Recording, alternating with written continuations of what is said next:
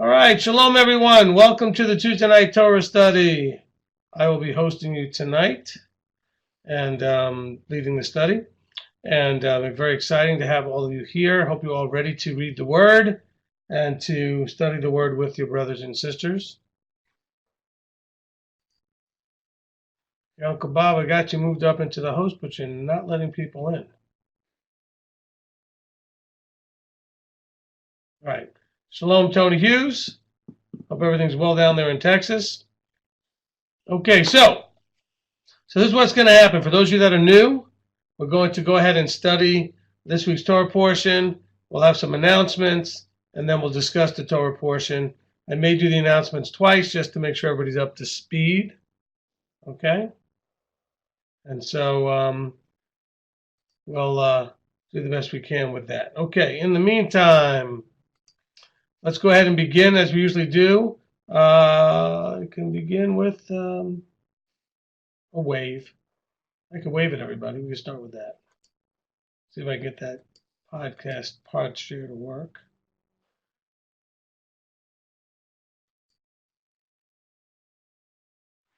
Okay.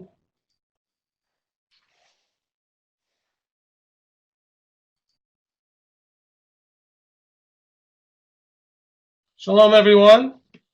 I can tilt that back a little bit. Give you all a scratch with the coin. Hope everyone's doing well. The shirt today was green. For those of you that are playing along at home, I know many of you are. Good to see everyone. Looking forward to the study. What just happened to my video?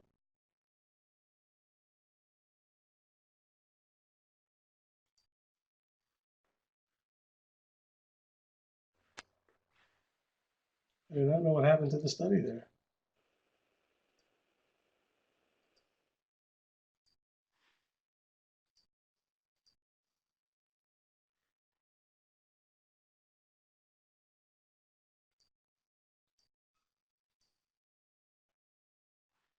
What in the world happened here?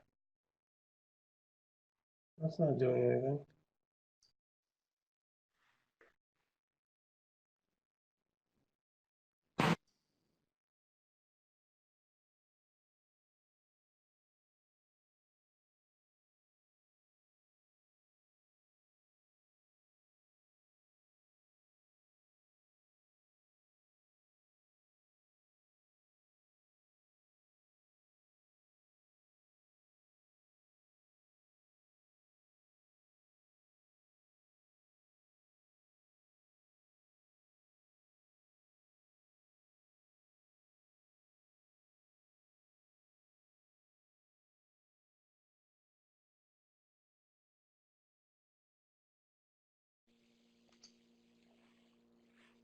Excuse me.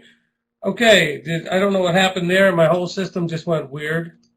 So that was really funny. Okay. But it's fixed now, hopefully. There we go. Back to normal here. Sorry about that. Anyway, something just zapped the whole system, and I don't know what it was. But I'm back in, and we should be good to go.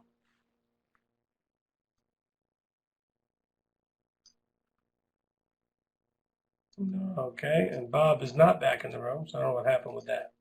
All right, so we begin as always with our prayer time. So if you have a prayer request or prayer need, go ahead and raise your hand or type it in, and we'll take care of prayer needs. Somebody typed in that they hope I'm feeling better. I am feeling better. Quite a bit, thank you.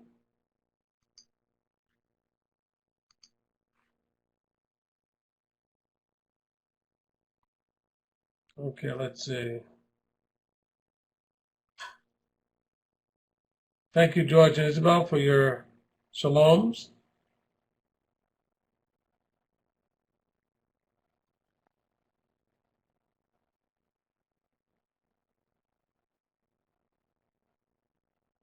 Okay, anybody get the green shirt right? Because I was totally not able to see what was going on because my computer got my Adobe Connect went crazy.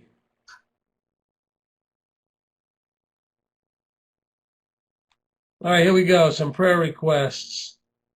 Jim and Lynn Klein, prayer for my sister who lost her husband. Adrian Patricia, prayer, a fire truck just pulled up in front of one of my neighbor's homes. Pray for God's blessing in that situation. Rabbi Tom had purple. Candace, I'm having to have a third computer sent to me from this company because of malfunctions. Please pray this third time will be the one that works right to include sound. Okay. Olivier and Janet, the kiddos, pray for wisdom and discernment. Monica, healing. Earl, pray work continues to grow. Kathy, need housing in Cleveland. Kathy, make sure you talk to David Hayes. He can help with that. Yeah, I'm sure you've already been doing that, but just the encouragement to do that. Dorothy, I'm so happy to be in attendance. I've watched you on YouTube, and it's great. Appreciate that.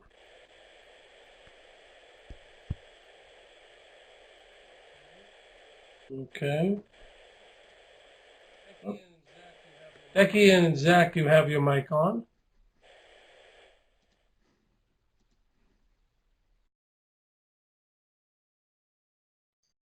Okay, I muted it for you, so you don't have to do anything.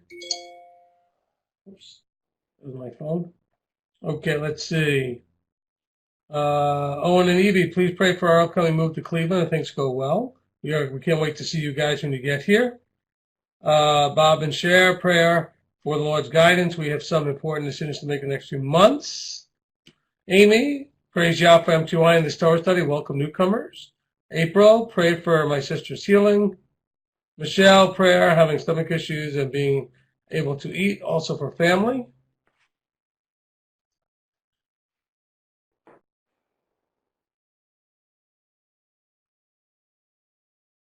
Okay, Sarah Beth, prayer for a bad sunburn and my phone that went for a swim. Okay.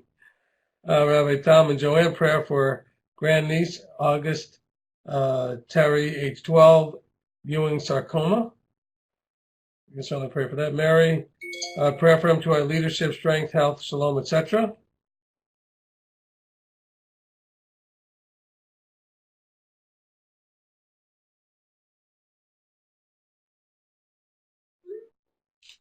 Okay. Shira, praise Yah for successful cleansing of digestive issues, feeling wonderful. It was good to see you today, Shira. Tommy and Selena. Selena got violently ill this weekend from Cairo visit. I don't detox well. He thinks he can help me, though. Okay. David and Stacia, prayer for Connor traveling to Utah for a few months. You are welcome, Joel.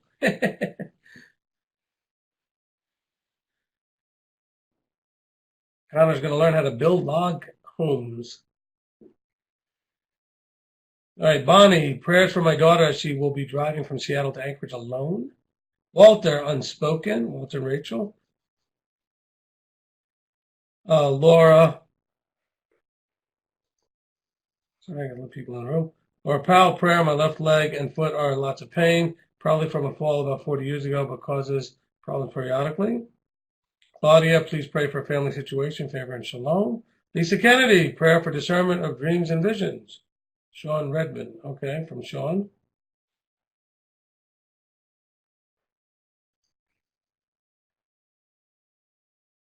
April, prayer for my sister-in-law, Kim, who will be traveling tomorrow.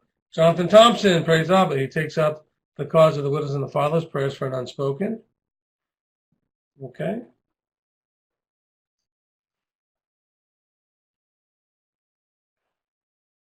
George and Isabel, prayer for my dad who is having burning pain in his limbs due to his chemo. Also, prayer for George, who has an interview this Friday. Thank you. Okay. When and Evie are switching to the laptop.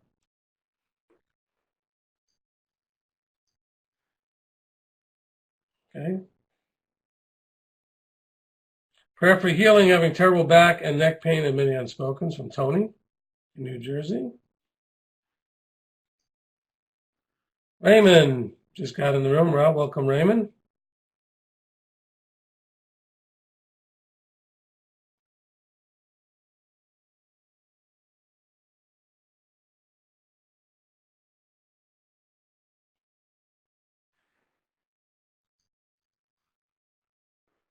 Okay.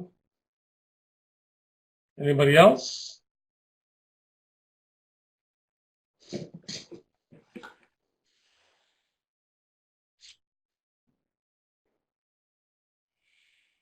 All right, let's see. TL and Carmen, prayers for my wife Carmen, still battling with acid reflux. Linda, unspoken. Jane, my husband will be having a knee replacement surgery.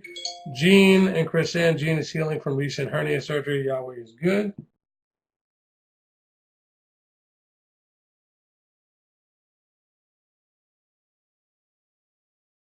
I'm going to turn my phone down here.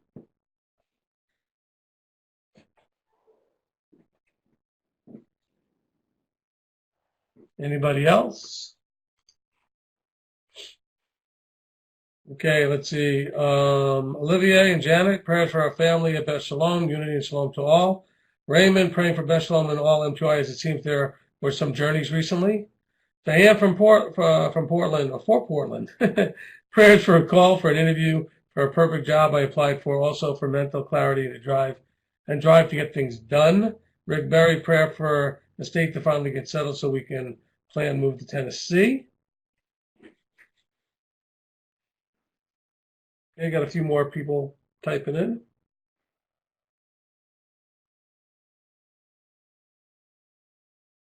Earl, prayers for Aaron and Kevin. Rabbi Tom and Joanne, prayer for part-time work, please.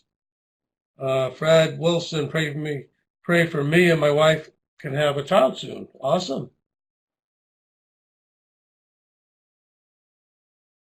Let's see. George and Isabel, praise the Father, I am online with my family. Awesome.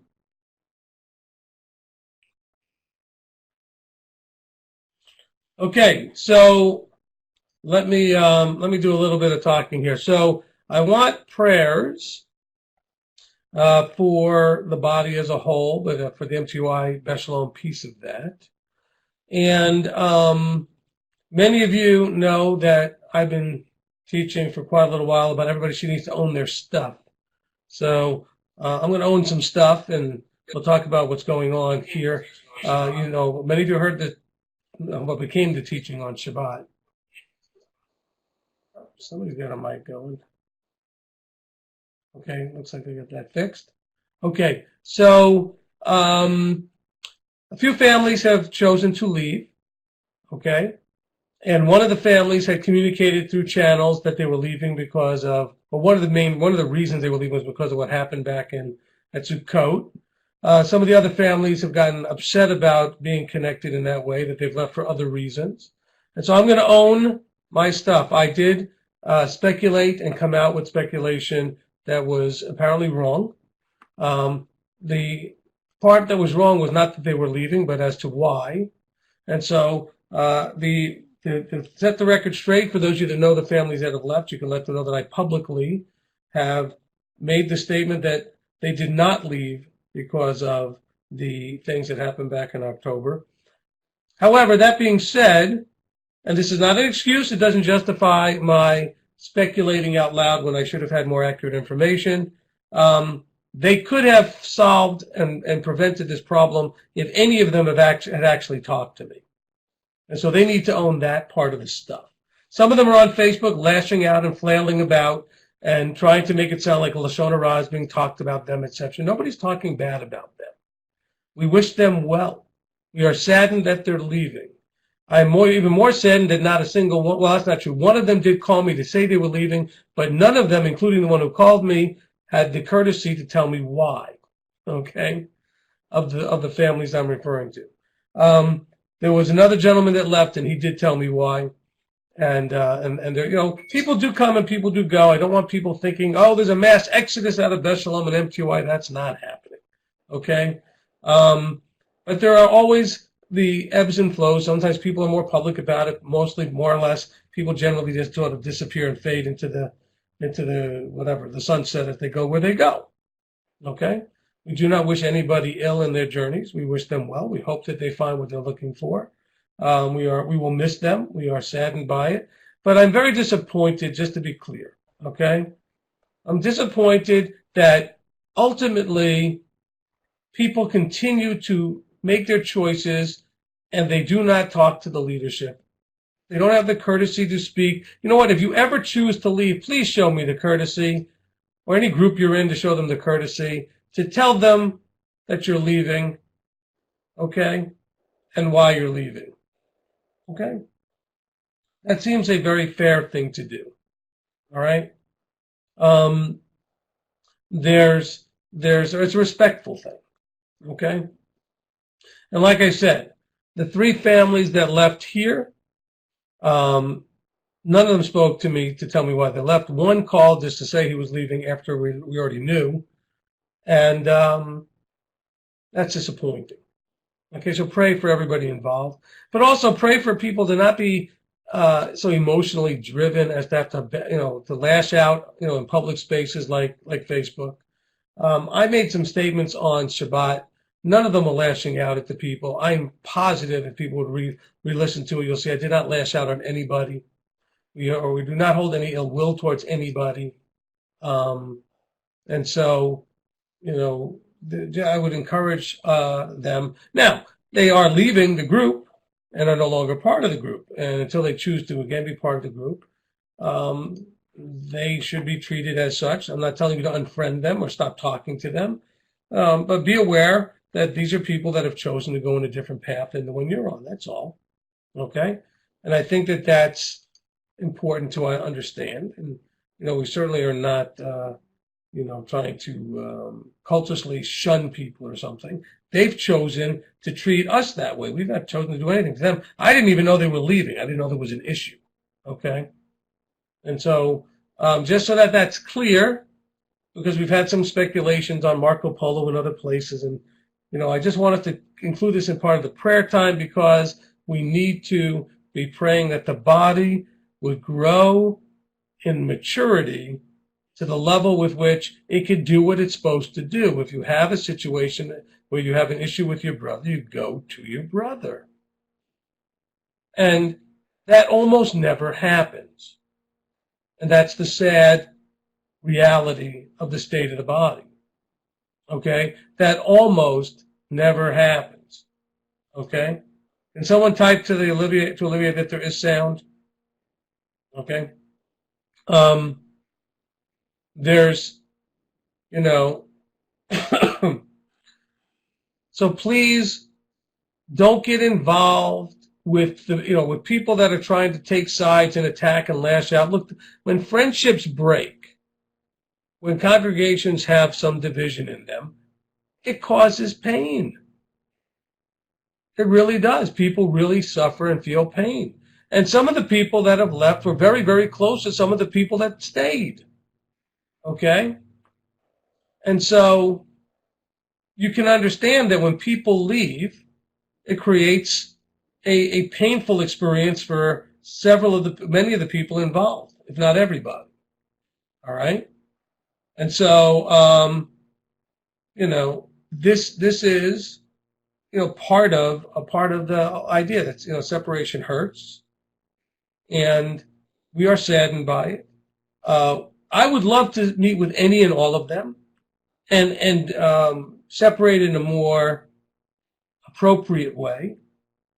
I'd like to hear why they're leaving, and I'd like to send them away on their way with, shalom. I was going to say a blessing, but I wish they would stay. But I would send them away in peace and wish them shalom. And so, but I was never given that opportunity. Okay?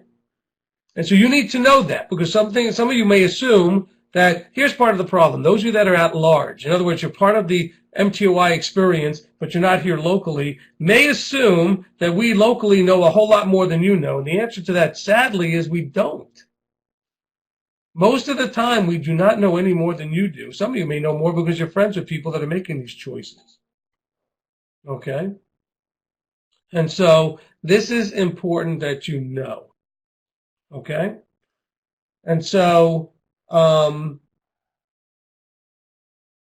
if you are in contact with the Red family, the Torres family, and the Chavezes, also, by the way, David Botwick Reese and his family and some of the people in Alberta have chosen also to go. different reasons, just happens to be common timing.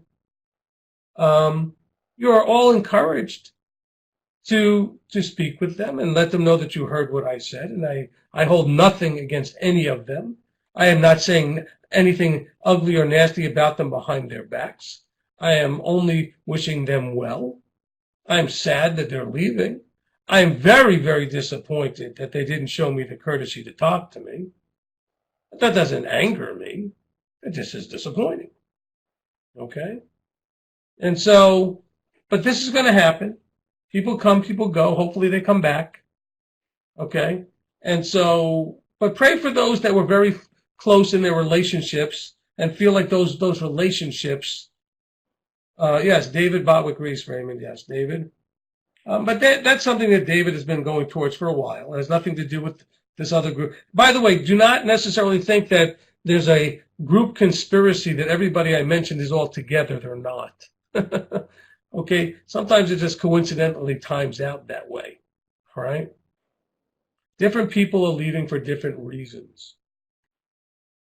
And so just so you know that there are reasons. Now, I don't know what the reasons are because they haven't told me. But there are reasons.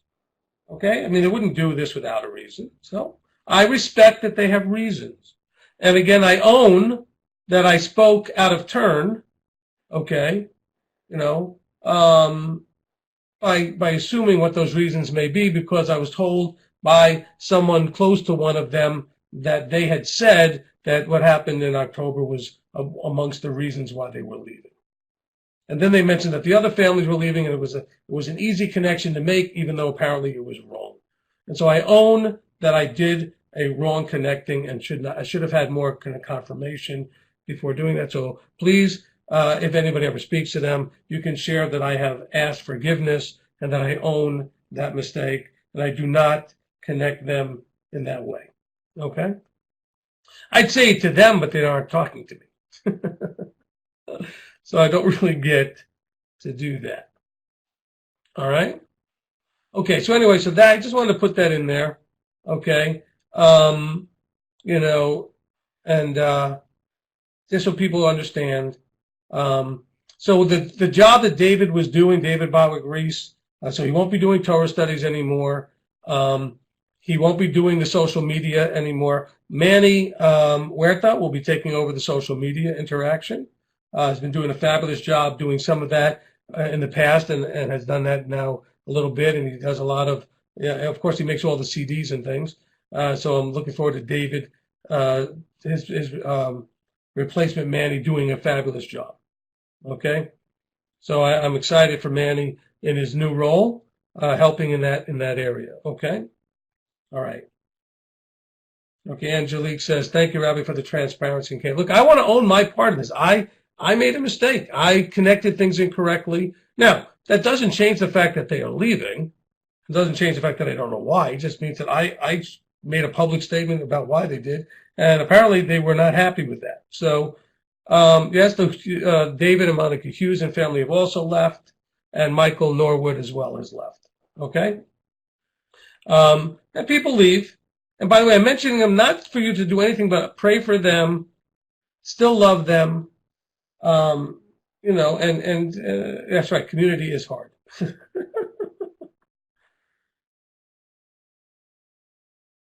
Raymond says, I don't have regular contact with any of these people with David. It's been a couple of months since we talked. Still, this is surprising. It was surprising to me, too, to some degree, although over the last couple of months, I did see this sort of coming.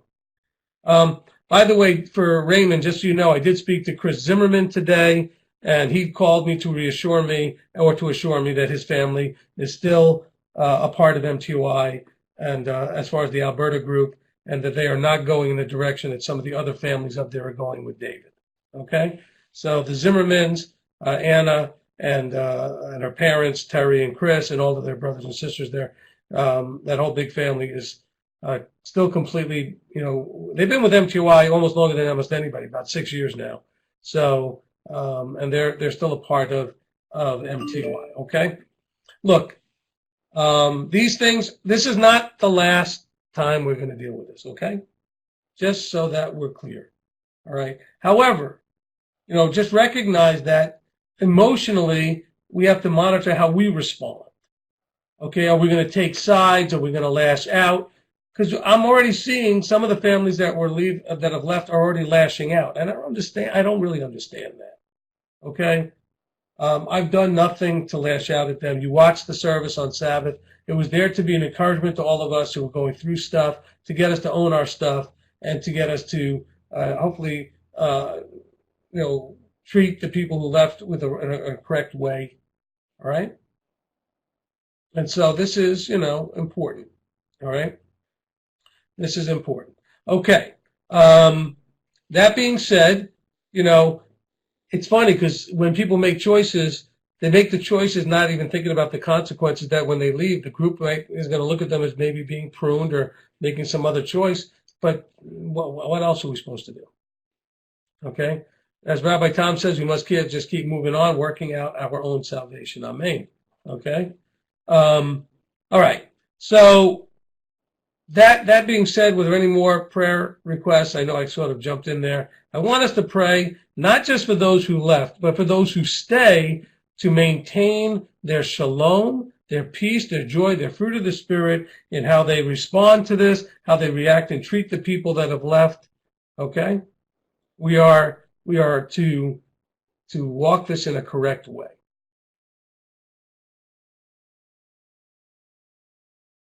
Okay? This is important. And I can assure you, and the people here can assure you, I have not said anything negative about the people that have left. Other than that, I am frustrated because I thought I had a different relationship with them than I did, that they didn't come to me at any point before leaving. Okay? Like I said, just a few of them did call me after leaving, and almost none of them except one told me, well, two told me why. David told me why, and Michael told me why. To some degree. David sort of really didn't tell me why, but he did. But anyway, okay? And so, but some of you may perceive this like, what happened? Nothing happened. Look, we're not going to be the perfect fit for everybody. Not everybody's going to love my style, or they're not going to like my positions and the doctrine that I teach, and they're not, this is, the way it works. Some of them aren't going to love you guys. They're going to have problems with each other. They're either going to have problems with the leadership or problems with each other. And that's not necessarily their fault. I mean, some of it's our fault. Some of it, everybody has a piece of blame in everything. It's relational. However, not everybody makes the choice to stay. Not everybody makes the choice to leave. But guess what? It's their choice. They are absolutely free to make that choice. And we're not going to be all cultish and attack people who leave. All right. Now, bear in mind, though, you're going in a very specific direction, doing very specific things, and they're going in a somewhat different direction. And so all I said on Sabbath was that you probably need to recognize that in your relationships with the people that leave, that while they're still maybe wonderful people, I mean, that doesn't change. They're still wonderful people. We love them dearly, but they're going in a different direction. How many of you have people in your life that you love dearly who are going in a different direction? Everybody, right? So we do love them dearly. They're just going in, now by different direction, I don't mean like they're going in a totally opposite direction or worldly direction. They're just going in a different direction. Okay, that's right. Torah is easy, relationships are hard. Well said, Rick. Okay, well said. All right. That all being said, let's go ahead and open in prayer. I need one of the gentlemen to come up and open us in prayer. Okay, hands up. Angelia says, praying for my muscle to grow and heal fast. My new job is challenging physically right now. Okay, we can certainly do that. I don't have to drive 2 hours every weekend because I believe it is where I'm supposed to. Oh, I don't drive 2 hours every weekend because I believe it's where I'm supposed to be. Okay. Rob comes. I don't know if that was worded exactly the way. Rob's trying to say basically he doesn't drive 2 hours every weekend because he doesn't believe it's where he's supposed to be. He comes because he believes it's where he needs to be. All right, let's go ahead and have, Crystal says I have much physical pain right now. Okay. Okay, Rob says that's it. Okay. Yeah, Rob was trying to say that he doesn't make that drive every 2 weeks because it's not where he's supposed to be. He does it because he believes it is. Rob is our locksmith. He brings bagels and locks every week. Fabulous. I appreciate it so much. Okay, Claudia, please pray for my health dealing with acid reflux. Santi praying for the young adult fellowship development in Toronto. Isabel gets a job. We'll pray for that. Owen's family, Travis, has a serious job interview next week that we are really praying he gets. Please pray for that. Yahweh will grant him favor with the new company. Lily Shane praying for my husband who was having heart problems and injured himself fighting an angel in his dream and fell out of bed. Angelique prays that I figured out how to get Adobe on my laptop.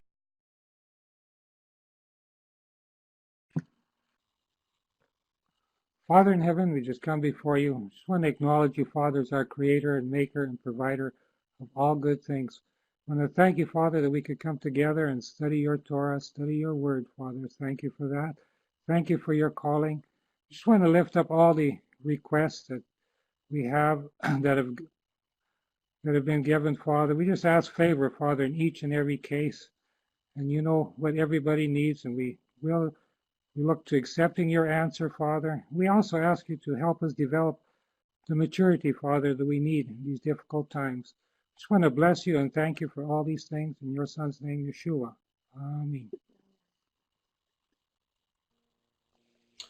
Amen. Amen. Okay, thank you, Arthur.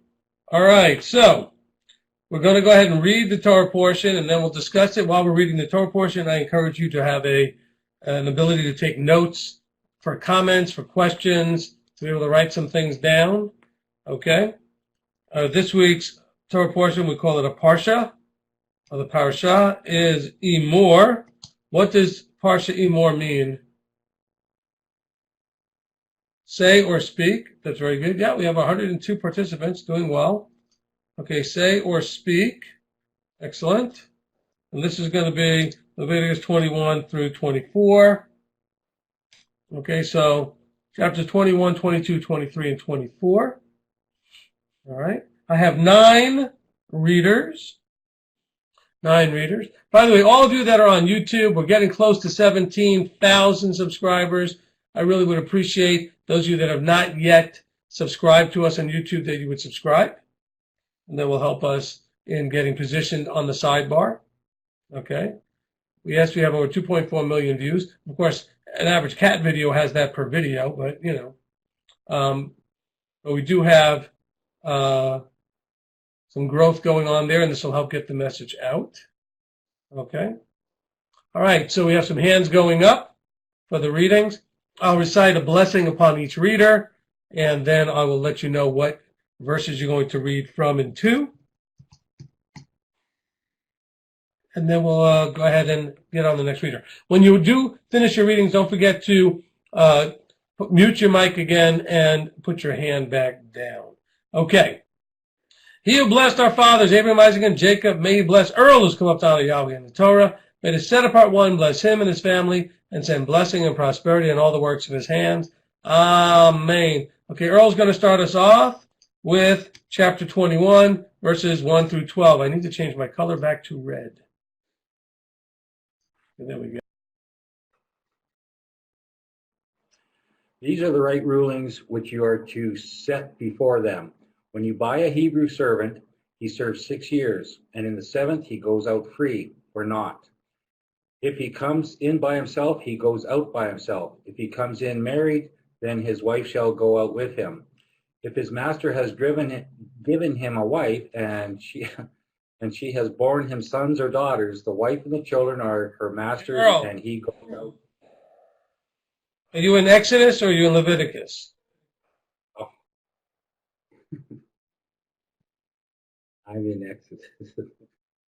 Aha! Okay, let's try that again. Go to Leviticus 21 and read verses 1 to 12. That was funny anyways, but all right. And Yahweh said to Moshe, speak to the priests, the sons of Aaron, and say to them, no one is to be defiled for the dead among his people, except for his relatives who are nearest to him, for his mother and for his father, and for his son and for his daughter and for his brother, and for his maiden sister who is near to him, who has no husband, and for her he is defiled. A leader does not defile himself among his people to profane himself. They do not make any bald place on their heads, and they do not shave the corner of their beard, and they do not make a cutting in their flesh. They are set apart to their Elohim, and do not profane the name of their Elohim, for they bring the fire offerings of Yahweh and the bread of their Elohim, and shall be set apart. They do not take a woman who is a whore or a defiled woman, and they do not take a woman put away from her husband, for he is set apart to Elohim. And you shall set him apart, for he brings the bread of your Elohim. He is set apart to you, for I, Yahweh, setting you apart, am set apart. And when the daughter of any priest profanes herself by whoring, she profanes her father. She is burned with fire. And the high priest among his brothers, on whose head the anointing oil was poured, and who is ordained to wear the garments, does not unbind his head, nor tear his garments, nor come near any dead body, nor defile himself for his father or his mother, nor go out of the set-apart place, nor profane the set-apart place of his Elohim. For the sign of dedication of the anointing oil of his Elohim is upon him. I am Yahweh.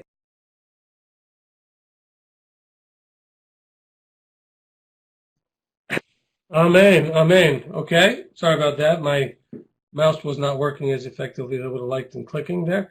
All right. Thank you, Earl. Appreciated the extra blessing of the few verses from Exodus. All right. Next up, we have Jonathan. He who blessed our fathers, Abraham, Isaac, and Jacob, may he bless Jonathan, who spoke down to Yahweh in the Torah. May the set apart one bless him and his family, and send blessing and prosperity on all the works of his hands. Amen. Okay, Jonathan, continue in verse 13 to the end of the chapter.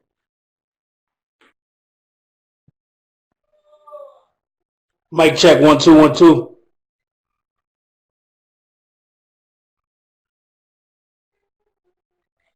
And let him take a wife in her maidenhood, a widow or one put away, or a defiled woman or whore. These he does not take, but a maiden of his own people he does take as a wife, and he does not profane his offspring among his people. For I am Yahweh, who sets him apart. And Yahweh spoke to Moshe, saying, Speak to Aaron, saying, No man of your offspring throughout their generations who has any defect is to draw near to bring the bread of his Elohim. For any man who has a defect is not to draw near, a man blind or one lame or disfigured or deformed, a man who has broken foot or broken hand, or is a hunchback or a dwarf, or a man who has a defect in his eye, or eczema or scab, or is a eunuch. No man among the offspring of Aaron the priest who has a defect is to come near to bring the offerings made by fire to Yahweh. He has a defect. He does not come near to bring the bread of his Elohim. He does eat the bread of his Elohim, both the most set apart and the set apart. Only he does not go near the veil or approach the slaughter place, because he has a defect, lest he profanes my set apart places, for I am Yahweh who sets them apart. Thus Moshe spoke to Aaron and his sons, and to all the children of Israel. Amen. Amen. Okay, thank you, Jonathan. Okay, next up, Mike. He who blessed our fathers, Abraham, Isaac, and Jacob, may he bless Mike, who's come up down to Yahweh in the Torah. May the set apart one bless him and his family, and send blessing and prosperity in all the works of his hands.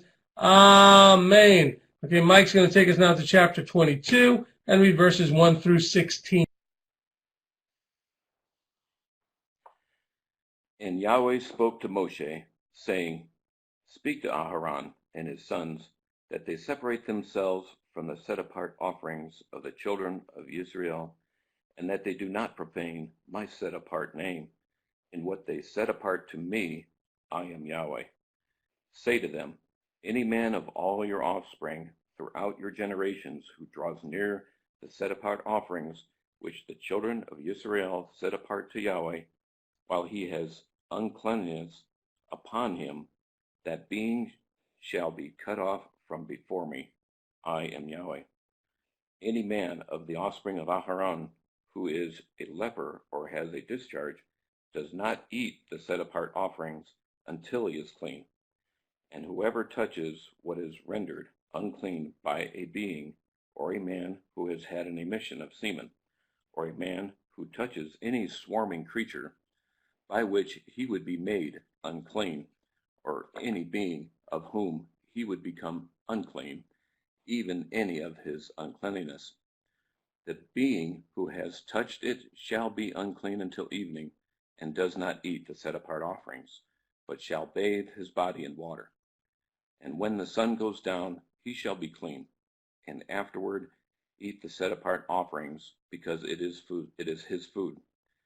He does not eat that which dies or is torn by beasts, becoming unclean by it.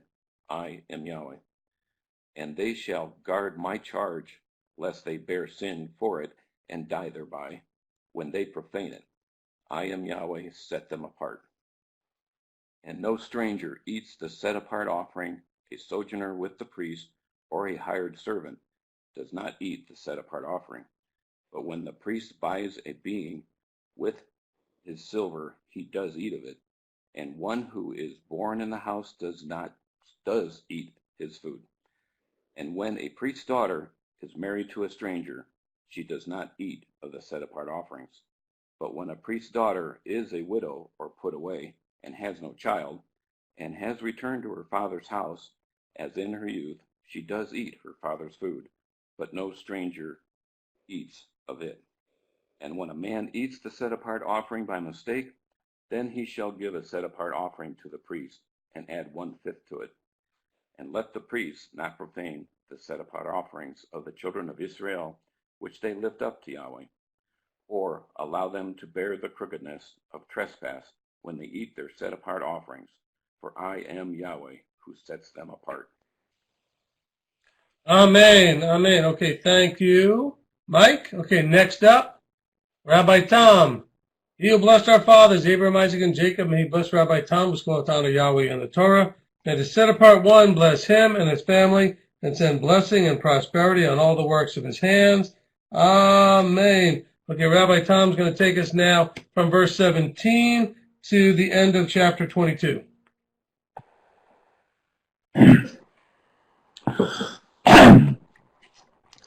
And Yahweh spoke to Moshe, saying, Speak to Aaron and his sons, and to all the children of Israel, and say to them, Any man of the house of Israel, or of the strangers in Israel, who brings his offering for any of his vows, or for any of his voluntary offerings, which they bring to Yahweh as an ascending offering, for your acceptance, it is a male, a perfect one, from the cattle, from the sheep, or from the goats. Whatever has a defect, you do not bring, for it is not acceptable to you. And when a man brings a slaughtering of peace offerings to Yahweh, to complete a vow or a voluntary offering from the cattle or the sheep, it is to be perfect to be accepted. Let there be no defect in it. Those blind or broken or cut or having an ulcer or eczema or scabs, you do not bring to Yahweh, or make an offering by fire of them on the slaughter place to Yahweh. As for a bull or a lamb that has any limb deformed or dwarfed, you do prepare as a voluntary offering, but for a vow it is not accepted. Do not bring to Yahweh what is bruised or crushed or torn or cut, or do it in your land. And from a son of a stranger's hand, you do not bring any of these as the bread of your Elohim, for their corruption is in them, and defects are in them. They are not acceptable to you. And Yahweh spoke to Moshe, saying, When a bull or a sheep or a goat is born, it shall be 7 days with its mother, and from the 8th day and thereafter it is acceptable as an offering made by fire to Yahweh. But do not slay a cow or a sheep and its young on the same day. And when you slaughter a slaughtering of thanksgiving to Yahweh, slaughter it for your acceptance. It is eaten on the same day. Leave none of it till morning. I am Yahweh. And you shall guard my commands and do them. I am Yahweh. And do not profane my set-apart name. And I shall set apart among the children of Israel. I am Yahweh who sets you apart, who brought you out of the land of Mizraim to be your Elohim.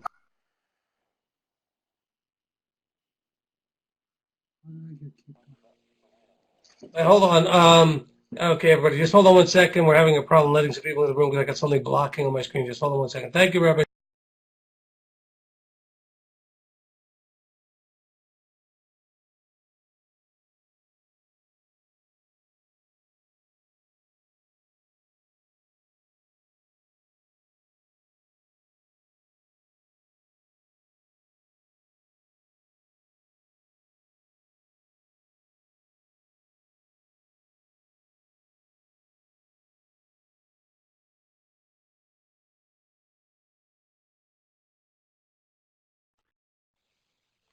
Sorry, we were just having a challenge. And by the way, I knocked a few people's hands were out. So if you put your hands back up, we'll get those hands back up.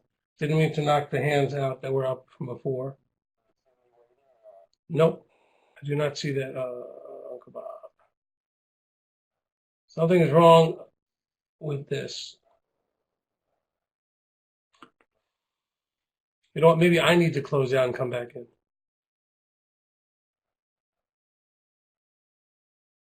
Okay. I'm hoping I don't accidentally close the room here.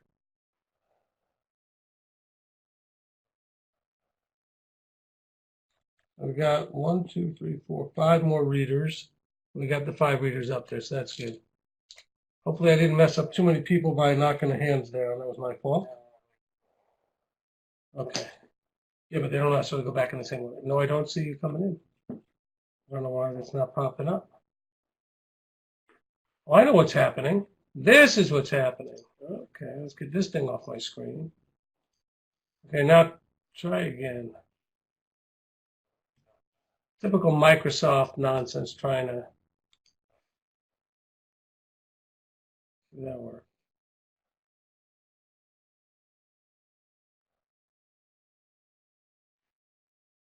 No, I'm still not seeing it.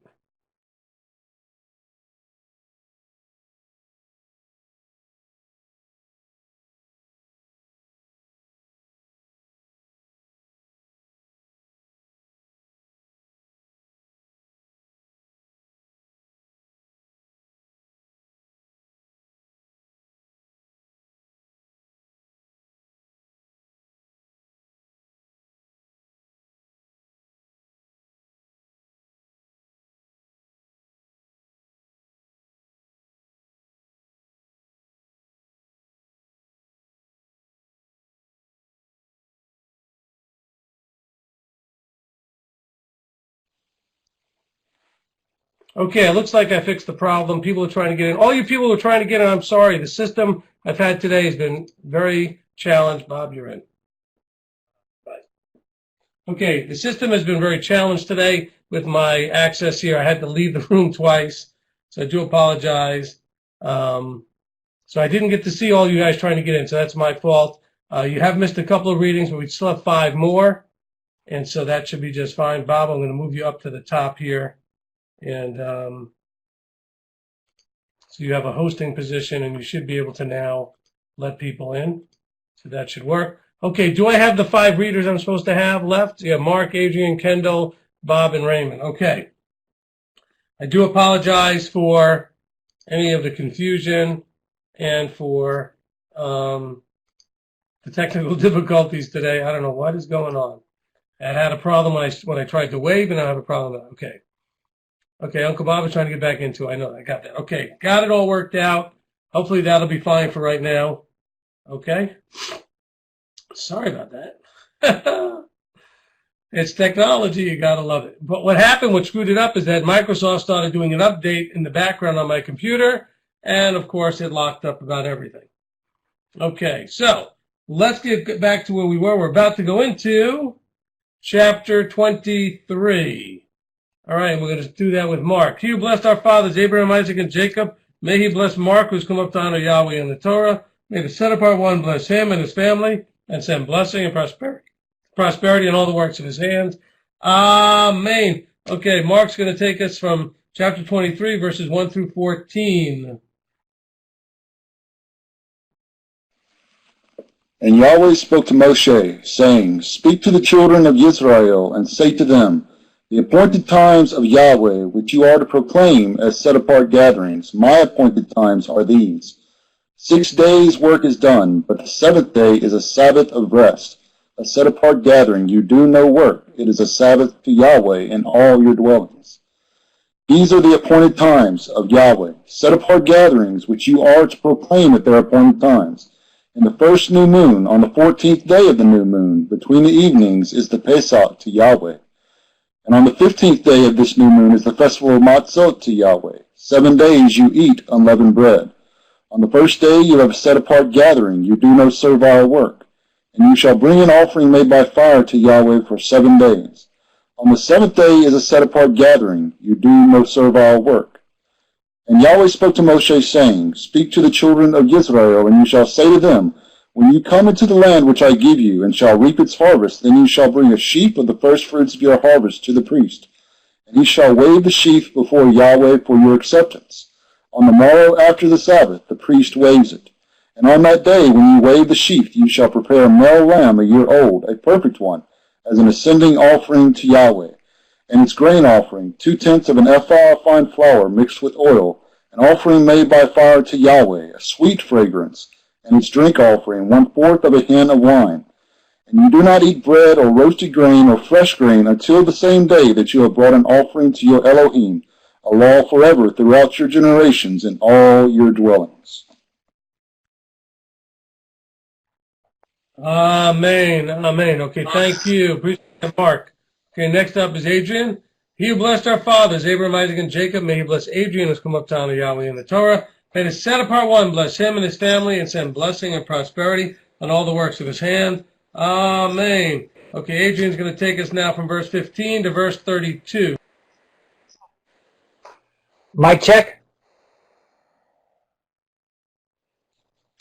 And from the morrow after the Sabbath, from the day that you brought the sheaf of the wave offering, you shall count for yourselves 7 completed Sabbaths. Until the morrow after the 7th Sabbath, you shall count 50 days. Then you shall bring a new grain offering to Yahweh.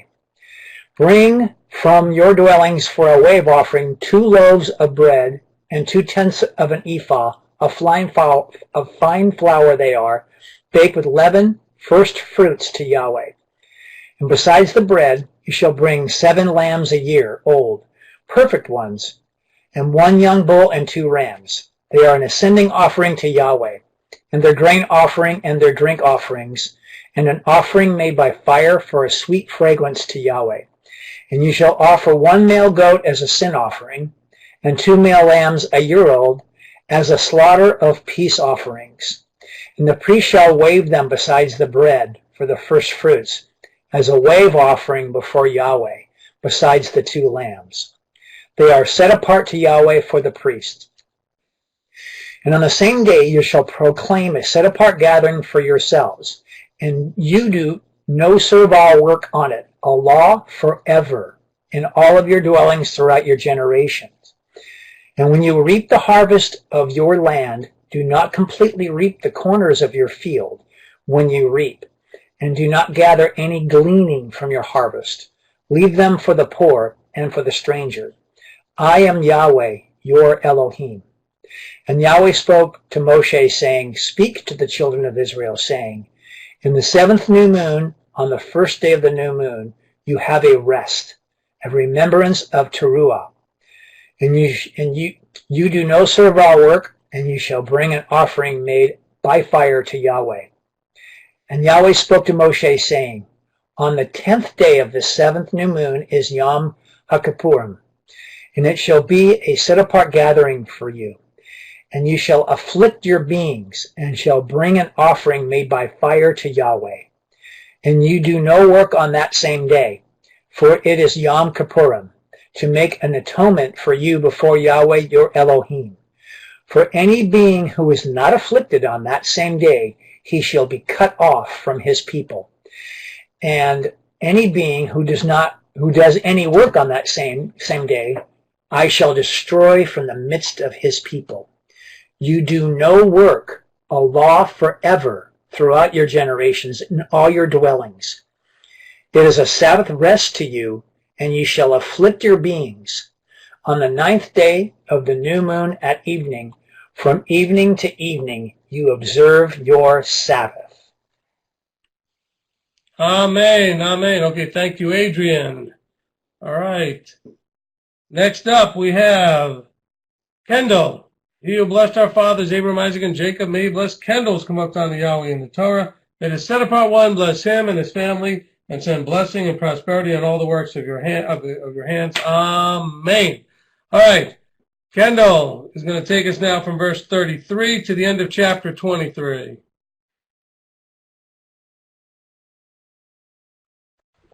Mic check.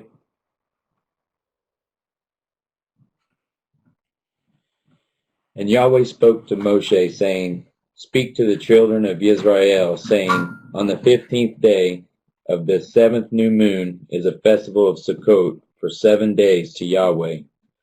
On the first day is a set-apart gathering. You do no servile work. For 7 days bring an offering made by fire to Yahweh.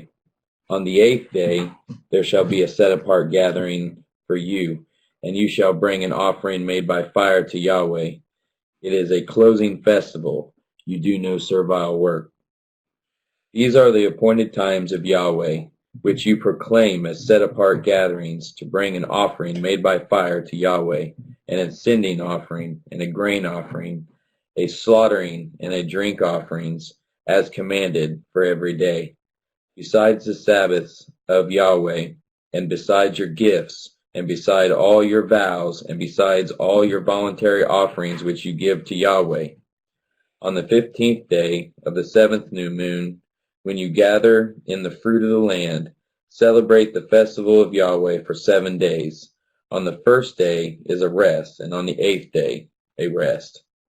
And you shall take for yourselves on the first day the fruit of good trees, branches of palm trees, twigs of leafy trees, and willows of the stream, and shall rejoice before Yahweh, your Elohim, for 7 days. And you shall celebrate it as a festival to Yahweh for 7 days in the year, a law forever in your generations. Celebrate it in the 7th new moon. Dwell in booths for 7 days. All who are native born in Israel dwell in booths, so that your generations know that I made the children of Israel dwell in booths when I brought them out of the land of Mitzrayim. I am Yahweh, your Elohim. Thus did Moshe speak of the appointed times of Yahweh.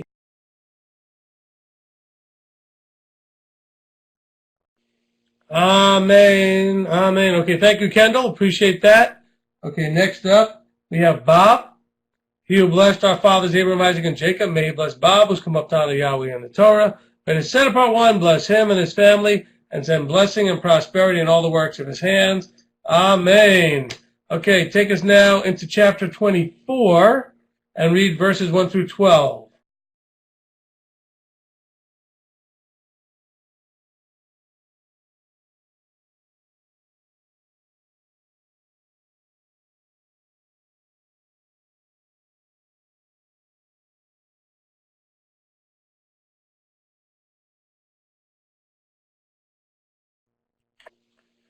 Okay, Bob, I don't know that you activated your mic.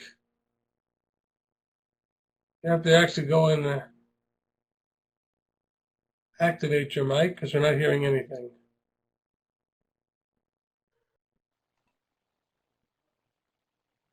Okay, mic check.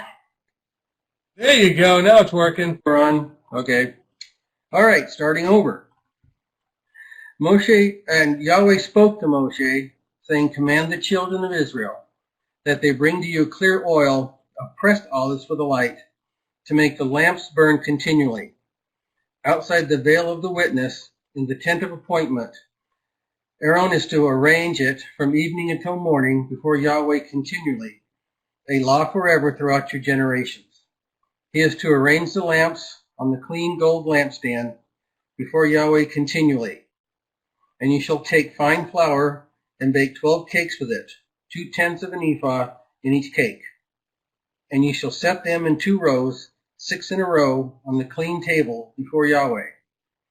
And you shall put clear frankincense on each row, and it shall be on the bread as a remembrance portion, an offering made by fire to Yahweh. On every Sabbath he is to arrange it before Yahweh continually from the children of Israel, an everlasting covenant. And it shall be for Aaron and his sons, and they shall eat it in the set-apart place, because it is the most set apart to him from the offerings of Yahweh made by fire, an everlasting law. And the son of an Israeli woman, whose father was a Mithraim man, went out among the children of Israel. And the Israeli woman's son and a man of Israel strove in the camp. And the Israeli woman's son blasphemed the name and cursed. So they brought him to Moshe. Now his mother's name was Shelomith, the daughter of Dibri, of the tribe of Dan. And they put him under guard, that it might be declared to them at the mouth of Yahweh.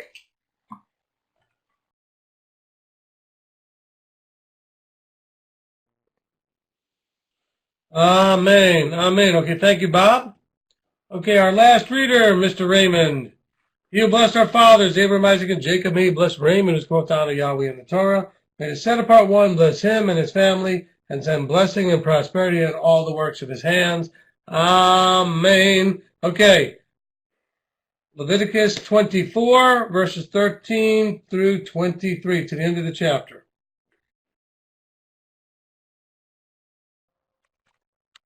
All right, checking my mic.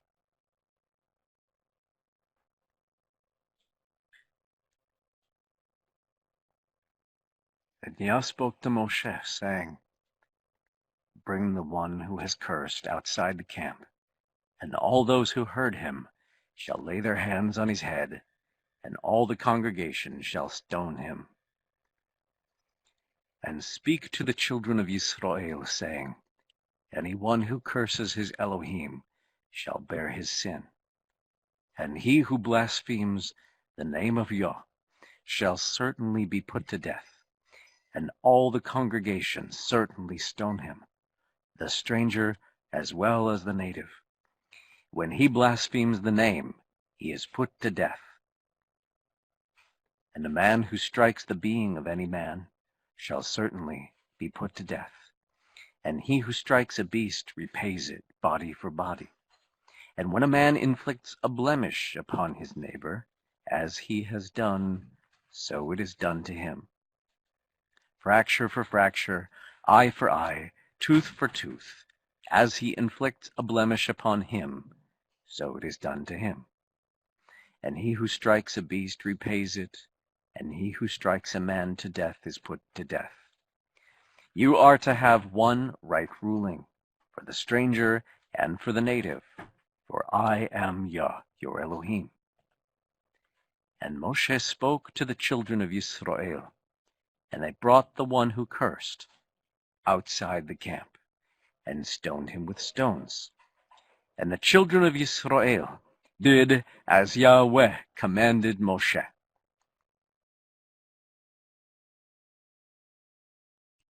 Amen. Amen. Okay, thank you, Raymond. Thank you, all you readers. Appreciate the readers very much. Excuse me. We have the traditional blessing after the Torah reading. Baruch atah Yahweh Eloheinu melech haolam asher natan lanu Torah emet v'chayei olam nata b'tochenu Baruch atah Yahweh noten haTorah. Amen. Blessed are you, Yahweh our Elohim, King of the universe, who has given us a Torah of truth and has planted eternal life in our midst. Blessed are you, Yahweh, giver of the Torah. Amen. Amen. Okay, somebody has a microphone on. Okay. Now, okay. Yeah, we're off. Oh, whoever just said, yeah, we're off, actually, you're on.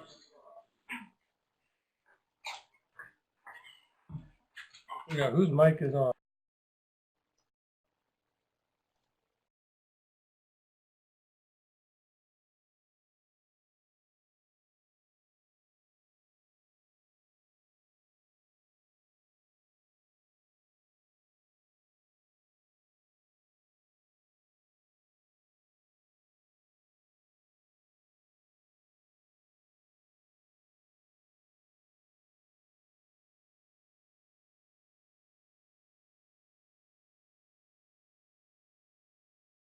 search for the... Somehow my mic got muted as part of trying to mute whoever's mic was on. That was really weird. Okay, so let me start again. We're trying to get people's mics unmuted, and somehow mine got muted. All right, so we're going to have a couple of announcements, and then we're going to discuss the Torah portion. So the first announcement is, what day is it in the Omer count? We are going into day 25. 24 into 25. That is correct. All right, so we're halfway there. Halfway to day 50. 25 more days till Shavuot is fully come. Okay, so that, by the way, will be on Sunday, June the 9th. Sunday, June the 9th. Okay, and we'll have more to say about that during the Torah portion study discussion here as to how we figured that out, because it's covered in this week's Torah portion. Okay? We have, what else is going on? Okay, so we do have the Omer account. We have Tuesday night studies every week. For all those leaders that we have in the room, and you know who you are, we have our leadership meetings this weekend. On Sunday, we will be having leadership meeting at the normal time, South Africa at 10 a.m., and the rest of you at noon. These are all Eastern time. Okay, so you should have gotten an email from David Hayes today. He'll send another one out Friday to remind you. There is no general session in the evening. Okay, no general session in the evening, but we do have the leadership meetings during the day. Okay, so that should cover that. Also, I will be with the family in Lakeview. Sorry about that, Gary. I'll be in Lakeview, Ohio, for the MTOI Lakeview congregation site visit, and we'll be broadcasting live from there. I will also be there with Mr. Sam Davidson's group, and they'll get to spend some time with me on Saturday as well as on Sunday. Okay, so we'll be in Lakeview for that weekend, and we're going to try and experiment for all of you, where we're going to broadcast from 2 locations. We're going to broadcast the praise as well as the prayer time, I believe, from... I'm trying to figure out how we're going to do this. We're going to do some of this stuff from the main Beth Shalom location in Cleveland, and then we're going to simulcast or broadcast from the Ohio location, from Lakeview, the teaching. Okay? So we're going to work out the logistics, hopefully, before we get there, but we've got exciting. So that's going to be just a couple of weeks here. We will be there just a little while, a little more than... so it'll be, a week from Friday, right? We'll be down there. That's going to be exciting. I'm saying that right. I'm going to look at my calendar here before I say the wrong thing. Yep, we'll be there on Friday the 24th to do that weekend there. That's Memorial Day weekend. And we're excited to be broadcasting from Ohio. All right, so if this goes well, this will make it a lot easier for us to do the same thing from Wisconsin or Texas or, Utah or anywhere else that we might end up, okay? So very exciting that we can do that. All right, and Nebraska, we'll leave them out, and anywhere else that I might have missed, Texas, so we got them all.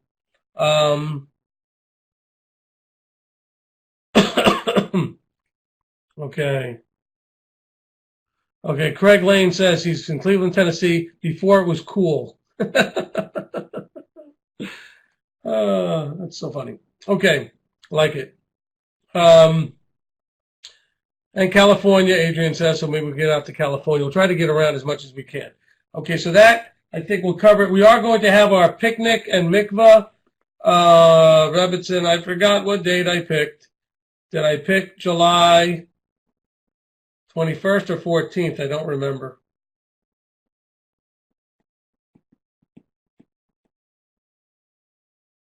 I think the location is close to Maryland. I'm not sure. Okay. So I don't remember now. I'll have to make that. I'll figure it out. I'll make that announcement next week. How's that? I'm pretty sure it's going to be the 14th or the 21st of July. We'll have our picnic and mikvah. And I made that decision Saturday and I forgot. We had a lot going on. So it'll be one of those 2 weekends.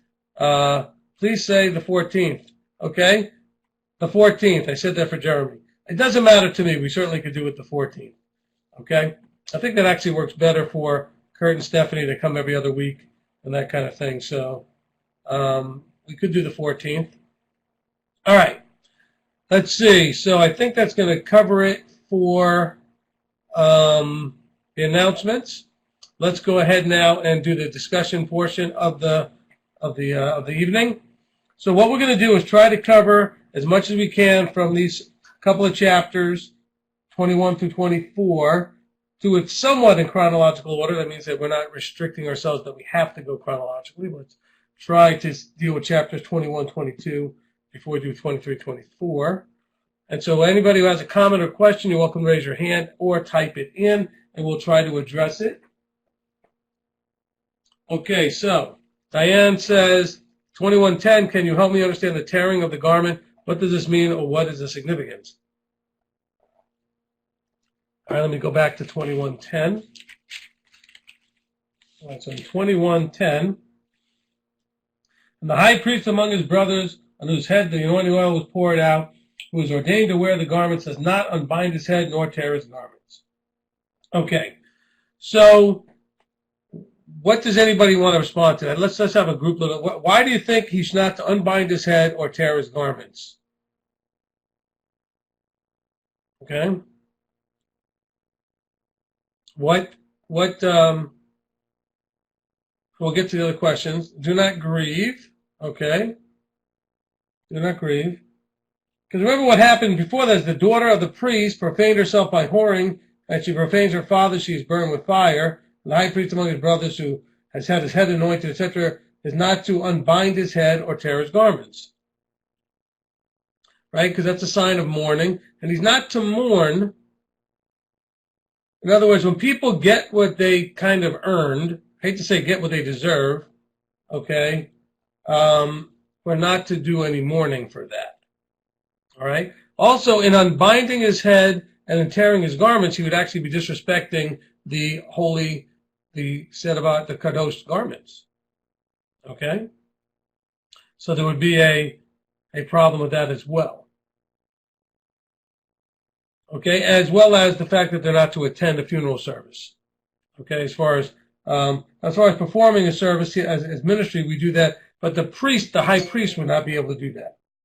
Okay, that would not be something that the priest would do. There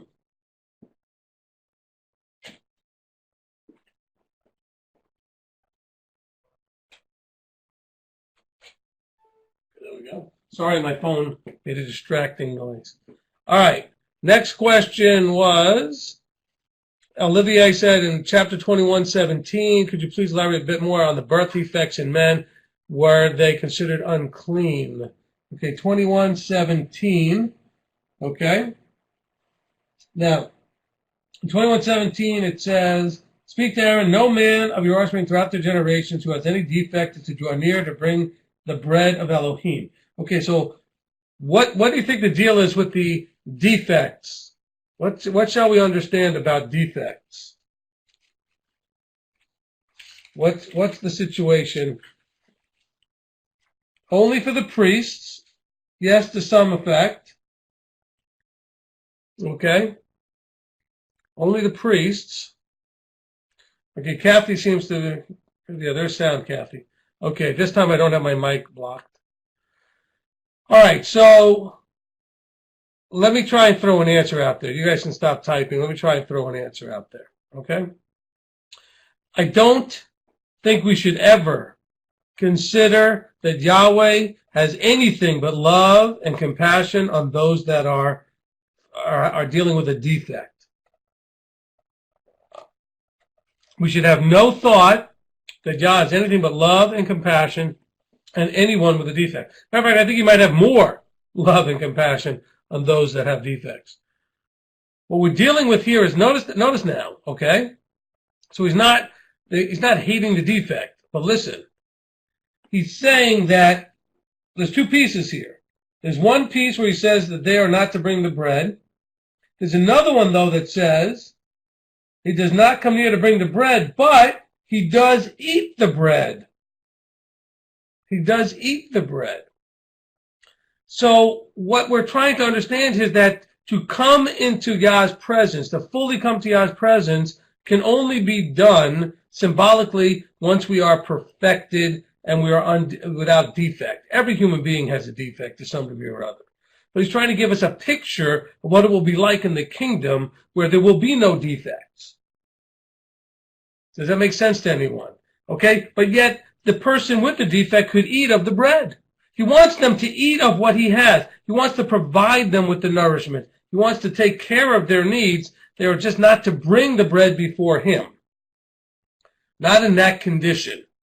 Okay? Okay, absolutely, there is compassion on them, but their defects should not become the center of attention during the service. Also, it could be distracting. That's true.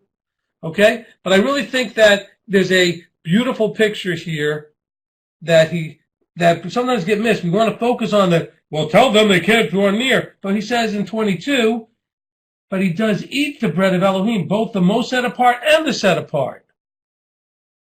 Wow. This is really important. All right? So this is really important, okay? So that's a great, great question. And I think all of us, especially when we deal with people that are injured, damaged physically in some way, that we are dealing with the quote-unquote defect situation, okay? Good question. All right. Let me scroll back up here.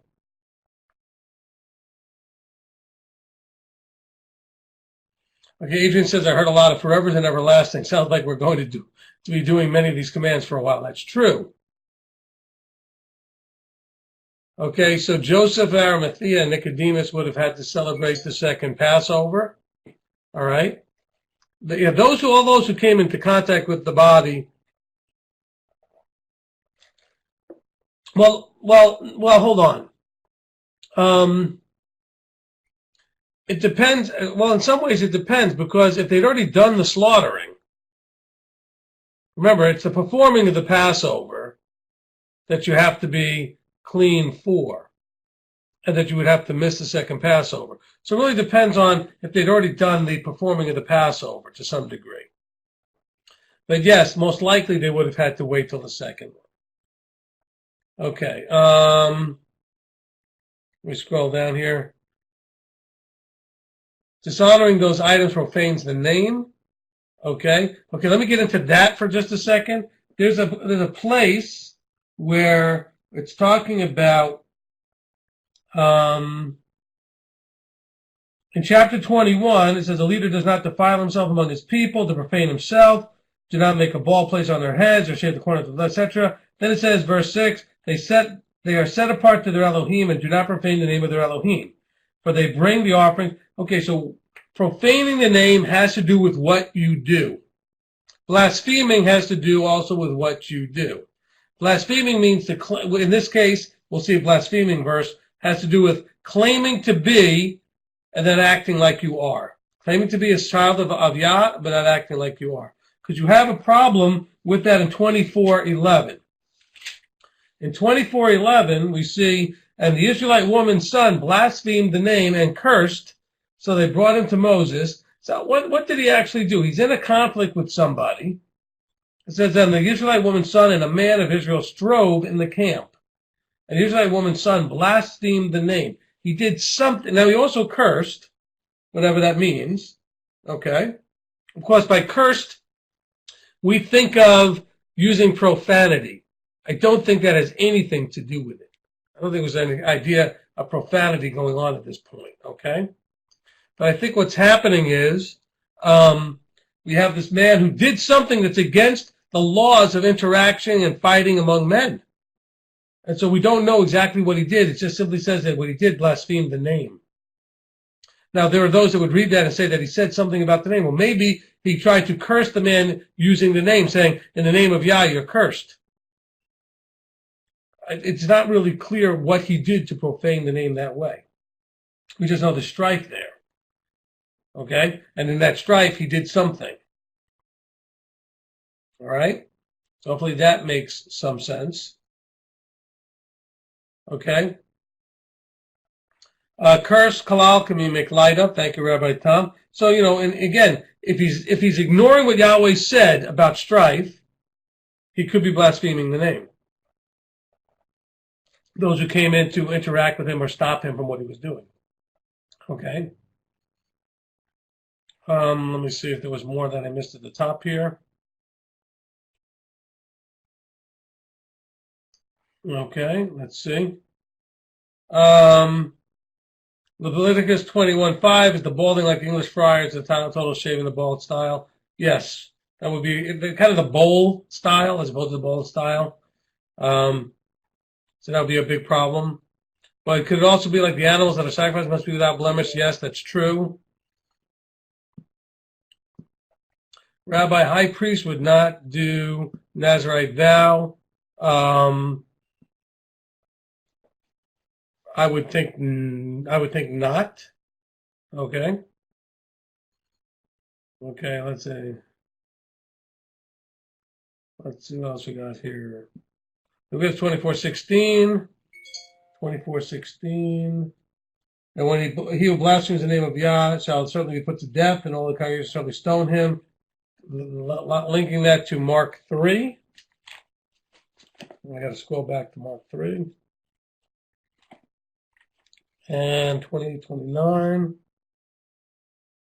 Truly I say to you, all sins shall be forgiven the sons of men, and whatever blasphemies they speak, but he who blasphemes against the set apart spirit has no forgiveness forever, but is subject to everlasting punishment. Look, quite frankly, nobody knows what Yeshua really was talking about today. Back then they did, but the whole idea of blaspheming against the Spirit is a highly debated and unclear issue for most people. Now, I shouldn't say most people it's unclear. A lot of people think they really understand it, but just understand that it's not really clear what that means, except to act in opposition to. Okay, if you're acting in opposition to the Spirit, that would be possible. Okay.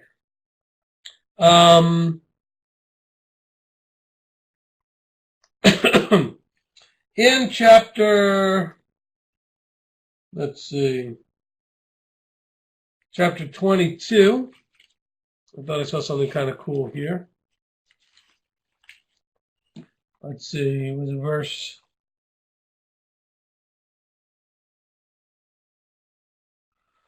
Okay, so this kind of connects in. It says, say to them, any man of all your offspring throughout your generations who draws near the set-apart offerings which the children of Israel set apart to Yahweh, while he has uncleanness upon him, that being shall be cut off from before me, I am Yahweh.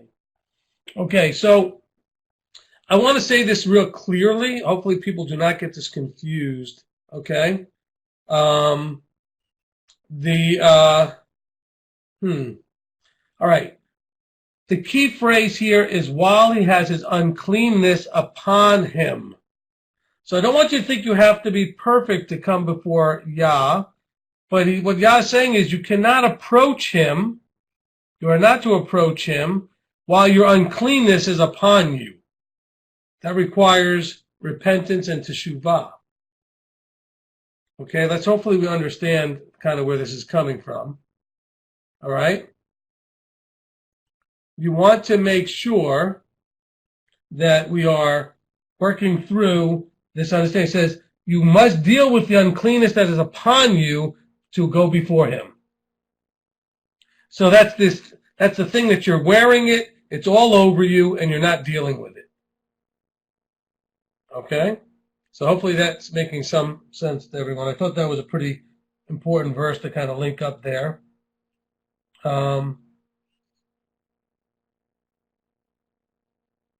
Now, also, I think what's really interesting is that, okay, we just see important to come before him, repent, and humble, yes. Also, in verse 11, or 10 and 11, chapter 22, no stranger eats the set-apart offering. A sojourner with the priest or a hired servant does not eat of it. But when the priest buys the person with his money, he eats of it. See, we get to all eat of it because we're bought and paid for. Maybe that's a link I'm just stretching too far for. I think that I just felt that link was there. We're bought and paid for, so we get to eat. I think that's really cool. Okay? Let's see.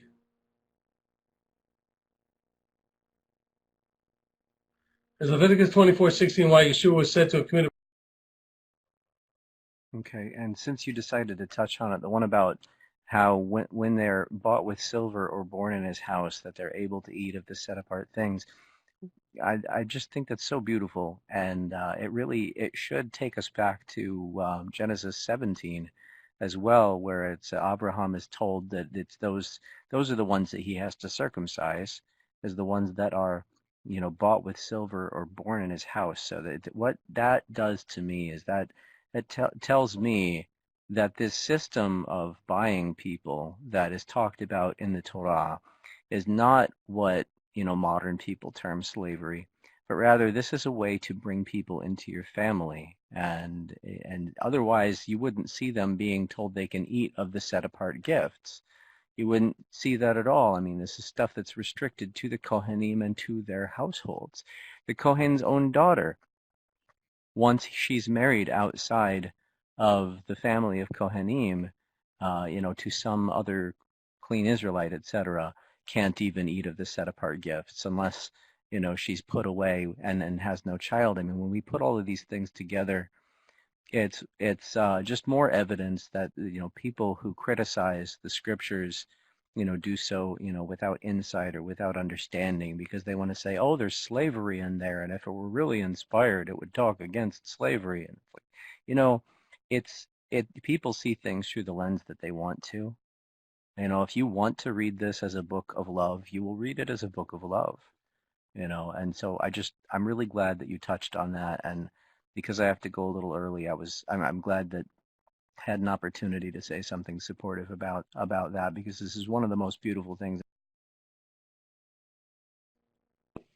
Amen. Amen. Thank you for adding to my comment there. I think that was, again, I think it was a beautiful thing to help kind of put that in perspective. There are some very strong admonishments in these sections, very strong instruction in these sections. Okay. I want to cover, let me just see what else I was missing with people putting in. The person who said 24:16 having to do with why they wanted to kill Yeshua, that's true. Let's see.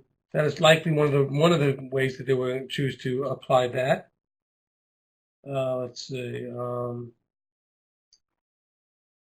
1 Corinthians 11. Then I want to get into some feast-related stuff here, because we're dealing with Shavuot, so we'll have to deal with that. 1 Corinthians 11, 27, 29.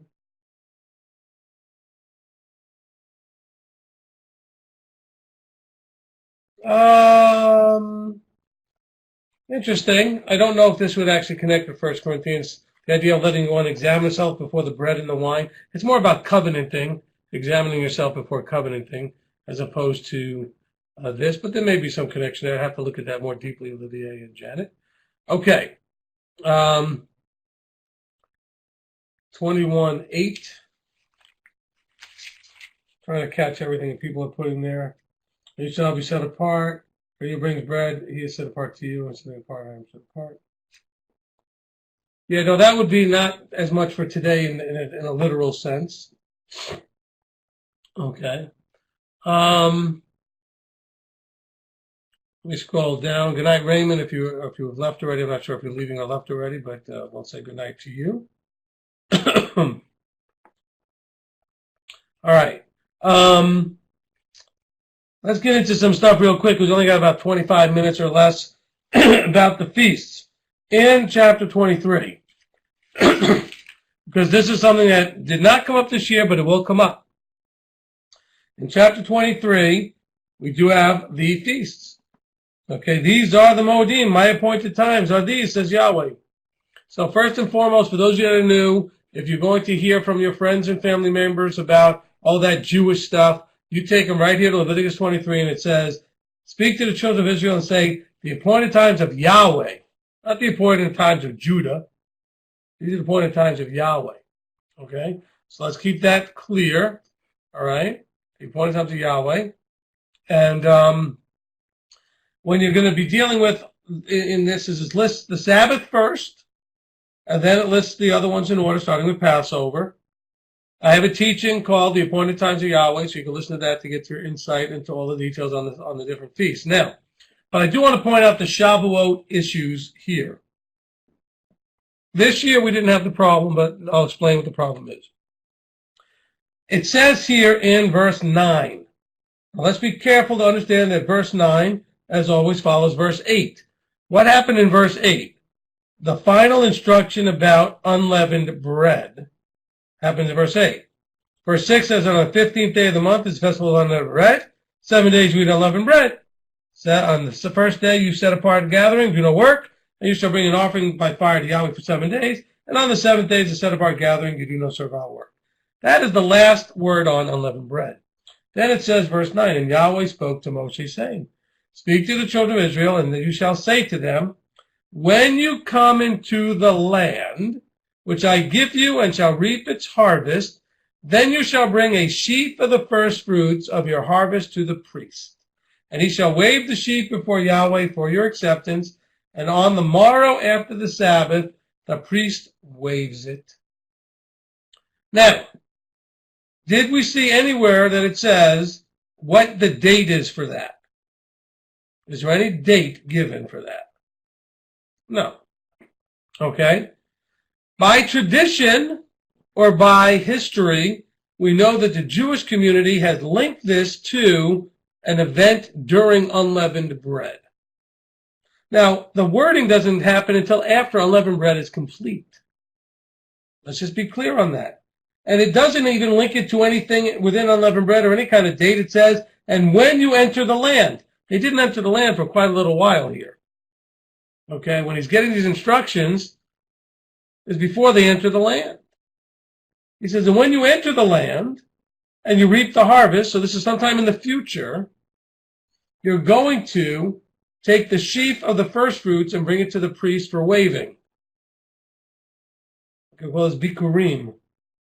Now, so there were two schools of thought, primarily fostered during the days of Yeshua and previous and since. One was that it had to do with the Sabbath during unleavened bread. That it was during unleavened bread there'd be a Sabbath, and you would start somewhere in there. Of course, it doesn't say that. And by the way, nowhere in Scripture does it say that. Nowhere in Scripture does it anything about how to time this thing. So for all those of you that don't like Jewish tradition or Jewish history or the Jews for anything, you're in trouble when it comes to Shavuot. Because there is nothing in Scripture to tell you when that is. Okay? Now, you can look at the timing between the death, burial, and resurrection of Yeshua and when they ended up in Jerusalem in Acts 2 and try to figure that out. But here, we're told nothing. Now, we're told that on the morrow after the Sabbath, the priest waves it. But we're also told that the Sabbaths are being listed here in Leviticus 23. There are many Sabbaths. We just read about two of them during unleavened bread. Okay? Okay? Can I explain why 23:32? We're not up to there yet. Okay? Now, okay? So, so here you have Shavuot. Now, of course, Shavuot is a counting of 50. Well, I can make a comment after you finish, Rabbi. I didn't wait a minute. Okay. If it doesn't get covered and you still want to make it, you can do that when I'm done. Okay. So the key here is that it says on the morrow after the Sabbath, whatever that Sabbath is, the priest waves it. And on that day, when you wave the sheaf, you prepare a meal, etc. And then it says you're not going to, verse 14, not going to eat a bread or roasted grain until you brought that offering. And then verse 15, it says, and from the morrow after the Sabbath, the one that you waved the sheaf, that from the day that you brought the sheaf to the wave the offering, you're going to count for yourself 7 completed Sabbaths until the morrow after the 7th Sabbath. You shall count 50 days, then you shall bring a new grain offering to Yahweh. That's Shavuot. Now, so there are those that will argue. This year we had everybody end up on a Sunday, so there was no argument. We were counting from the Saturday during unleavened bread. or I should say from the Sunday after, the day after the Sabbath. However, there's also the school of thought that you count from the holy day Sabbath and the day after that. Of course, this year, they both were the same. Okay, they both were the same. Now, interestingly enough, you would say, well, wait a minute, but it says to count 7 completed Sabbaths. Okay, well, there the idea is the idea of Sheva Shabbatot. If you go 2 more chapters over, we'll cover this next week in chapter 25, but we'll talk about it a little bit today. It talks about the counting of the Shemitah cycle and the Yovel cycle, the Jubilee and the year of release. And it talks about the same idea in chapter 25, and in verse 8 it says, and you shall count 7 Sabbaths of years for yourself. The same wording there is Sheva Shabbatot. Now, you're not counting Saturdays there, are you? So just like you're counting years here, you're counting weeks there. You got to recognize and understand that there was not always a 7-day week. They experimented with all kinds of different combinations for the week, and so a 7-day week didn't always exist, and not necessarily during Yeshua's time did they always have a 7-day week. And so he's saying you're going to count 7 complete sevens. Just like you're not counting Saturdays in chapter 25, it is also legitimate, possible, at least a legitimate possibility to interpret chapter 23 when it's talking about Shavuot as counting 7 complete sevens, and not necessarily counting it from the day after a Saturday. All right? So let's be careful with that, because next year we're going to probably have that problem. This year and last year it fell on a Sunday, but I think next year it doesn't, and we will have that problem. And so let's understand that you had 2 different groups, the Pharisees and Sadducees. They counted differently in terms of when you would end up on Shavuot. Now, interestingly enough, the year Yeshua died, they both counted the same. Okay? They both counted the same. Because you would have had him die Wednesday, Thursday's the holy day, Friday's preparation day, they're not doing anything, Saturday's, of course, Shabbat, and so the wave sheaf would be on Sunday. And of course, if you're going through the other way, that's the first Saturday during the unleavened bread period, and so it would also be that Sunday. So everybody was of one accord in one place in Acts chapter 2, keeping Shavuot. So Yahweh picked a year for Yeshua to die and be resurrected when it would all end up on the same exact calendar, which is another one of those praise Yah type of things. Okay? So let's just keep that in mind, because, a lot of people will argue that, well, you have to count the Saturdays. I want to make a different argument. Before we figure out counting Saturdays or not, I want to figure out, why are we counting from anything during unleavened bread? Why aren't we counting based on just the harvest itself, whenever the harvest falls? Or why are we not counting from something after unleavened bread, since, after all, the discussion in chapter 23 that unleavened bread is finished? And the answer is because we have no authority except that which we see Judah doing and the example that they set for us, so that we have an idea of what to do. Hopefully that makes some sense for everyone. I have more to say about that, but I want to hear. Okay, thank you, Rabbi. Just with a little bit of clarification, if I may. In Yochanan 19, John 19, verse 31, it says, therefore, since it was a preparation day, and a lot of people assume that must mean Friday, that the body should not remain on the stake on the Sabbath, for that Sabbath was a high one. So it wasn't a weekly Sabbath, and therefore the preparation day was the day before a high day, the first high day of unleavened bread, in preparation, of course, for the Pesach.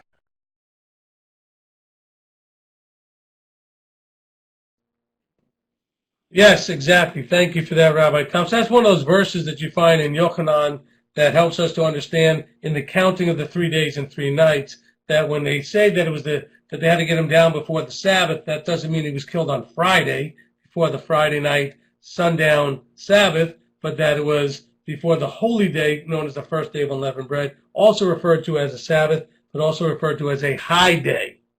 Okay? A high day. Apparently Candace is having a problem with sound. Check, mic check, 1, 2. Okay.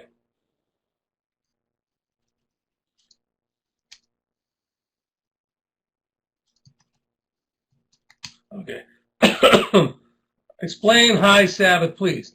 Well, when the Sabbath is a high holy day, there are 7 annual Sabbaths. They're called high days. First day of unleavened bread, last day of unleavened bread, Shavuot, trumpets, atonement, the first day of Sukkot, and the 8th day of festival at the end. Okay? So you have those annual Sabbaths. All right? So hopefully that makes some sense. Okay, now, okay, let's see. In that position, Yehuda has a great responsibility. These are yes. Well, yes, they do, and that's why it does tell us in Genesis that a lawgiver will not depart from between their feet. Okay? So, all our high days then, well, the annual Sabbaths are. Okay? They're all known as a high day. Okay? All right, so, by the way, just to stir the pot, and I do not encourage anybody to do this, but, my thoughts would have been, if it was up to me, and it's not up to me, that we would use the Sabbath that falls after, which is the last day of unleavened bread, that high day, because that high day would put us, if we did the day after that high day, 50 days later, you know what you end up with? What do you end up with 50 days after the last day of unleavened bread? A full moon. Correct. What do you end up with on the first day of unleavened bread? A full moon. What do you end up with on Sukkot? A full moon. So your 3 pilgrimage feasts would be on a full moon. Okay? So I don't know why we don't exactly end up on the full moon. We end up about a week off, and all the different ways that the Jews tend to calculate it. But hey, they do it. I don't have a good argument other than that little argument I just gave you to do it differently. So we're not going to do that. It's just one of those things that was interesting to me. So, because remember, the full moon, a moon cycle is about 29 days. So you have about 58 days to a full moon. If you figure that the days of unleavened bread are 7 days from a full moon, and then the day after is day 8, and you add 50, it's 58 days. Okay, so that they could see it at night, exactly. And so, if I was one of those guys out there making my own calendars, I may consider doing that. I'm not one of those guys making my own calendar, so I'm not doing that. But just, just something out there to make you go, moon cycle, is that a Cat Stevens song? No, it is not. And I'm familiar with the Cat Stevens song. That'd be more like a moon shadow, actually. But, okay. Just a chin scratcher, good for coins. That's right. Okay? So, but I just wanted to throw that out there so that you would know that there are things, because some of you might think, well, Rabbi, you don't actually think about calendars. You have no idea how much I used to think about calendars. And I did have a calendar that we as a group used, 15, 18, 20 years ago. And Uncle Bob could tell you that, we had our own calendar. We never did the last day of unleavened bread to the full moon deal. But we did have our own calendar. And, but it just didn't bear the fruit that we see today.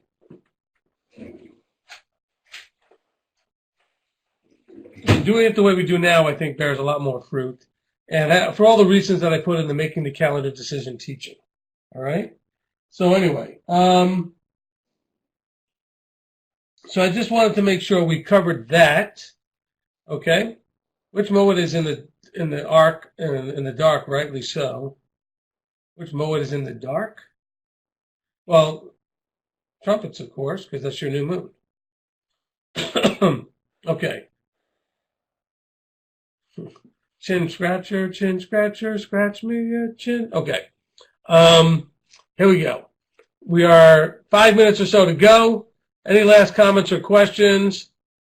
We're going to kind of wrap this thing up here. Can you explain why 23:32 that says that you observe your Sabbath, which other places in 23 calls on the Sabbath of Yahweh. Okay, so 32. It is a Sabbath of rest to you, and you shall afflict your beings. On the 9th day of the month at evening, from evening to evening, you observe your Sabbath. Okay, give me 1 second. This may take me a minute, but give me a second.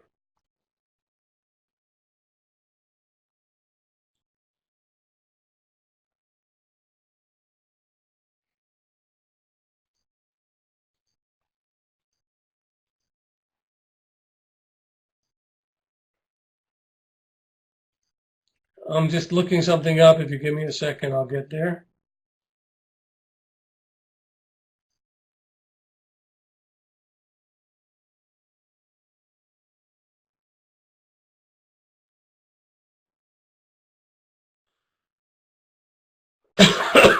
Okay. Now, in other places, all right, it talks about on the seventh day it's a set apart gathering, you do no servile work.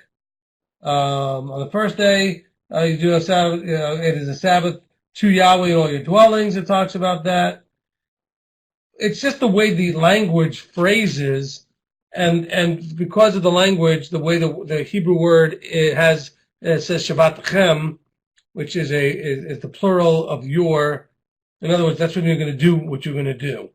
So it's just the way that verse is listed and the way the language comes across about observing the Sabbath. So it's not that it's your Sabbath, meaning it's like we invented it. In the other places, it says it's a Sabbath to Yahweh. Here, remember, this is something you're doing. You're afflicting yourself. This is something you're doing to you. Maybe that's more to the point. Okay? What year did you make that teaching about the calendar? I've never seen it.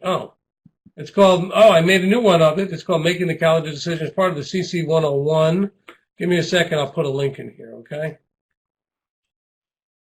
I will put the link here in a second. Okay, let's see.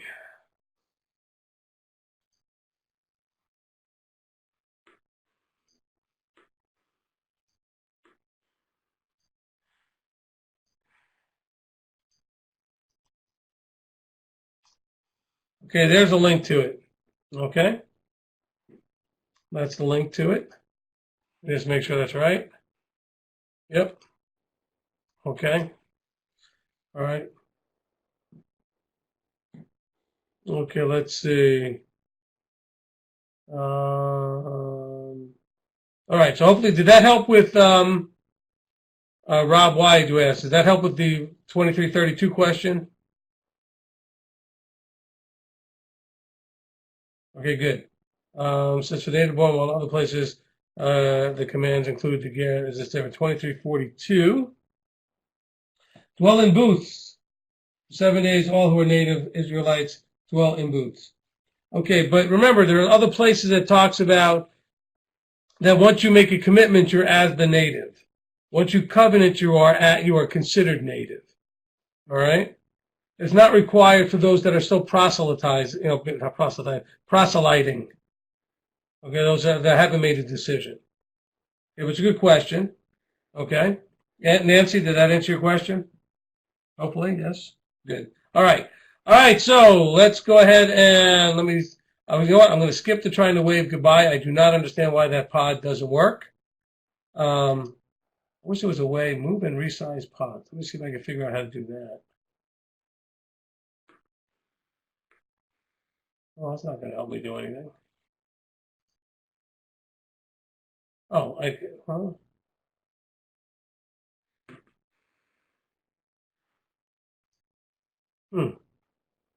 I don't know why it's not letting me resize the video pod, though. I'm going to have to figure that out.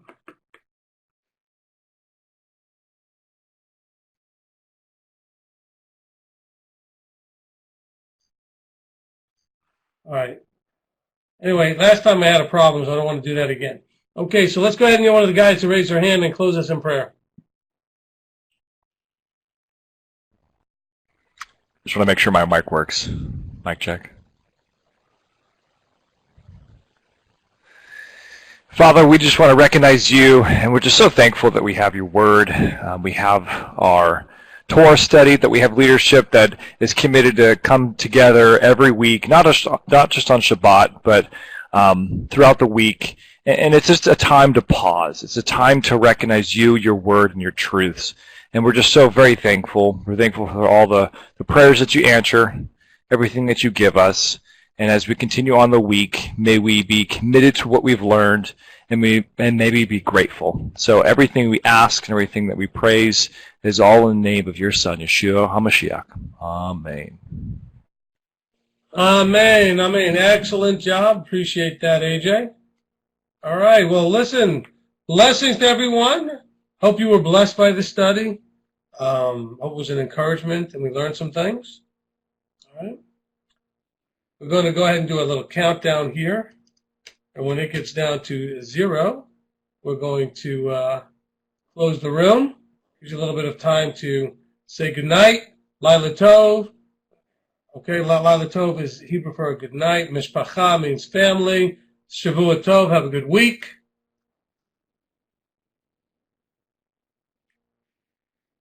Blessings and shalom to everyone.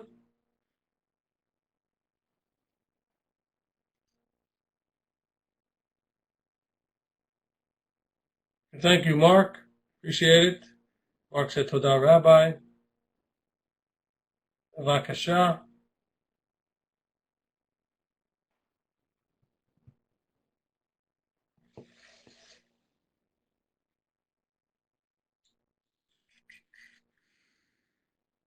I was reading the comments here, sorry.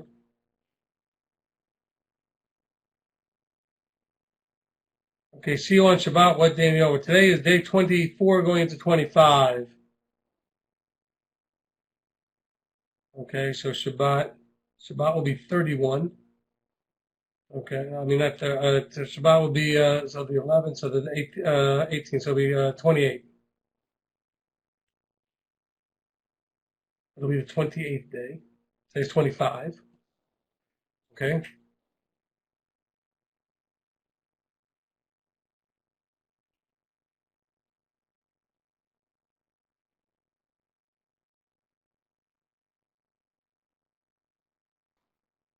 All right. Get more numbers in here on the count. Now where I left off. Didn't get very far, did I?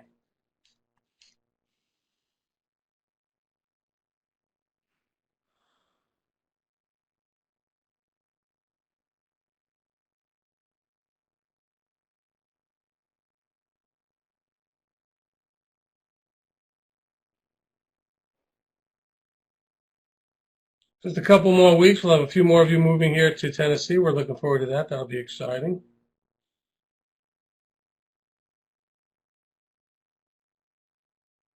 See if we can get Mr. Chuck trained on the soundboard. Of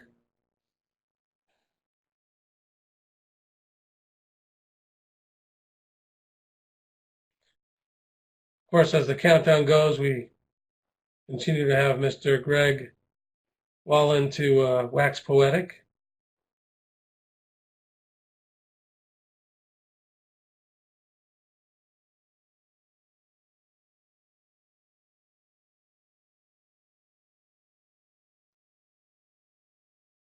By the way, Olivia and Jen, I saw some of those Marco Polo posts with Matteo doing the Shema. He did a fabulous job. Tell him I told him he did terrific. And I love that he keeps mentioning Five Guys also. He knows that the Five Guys after Shabbat.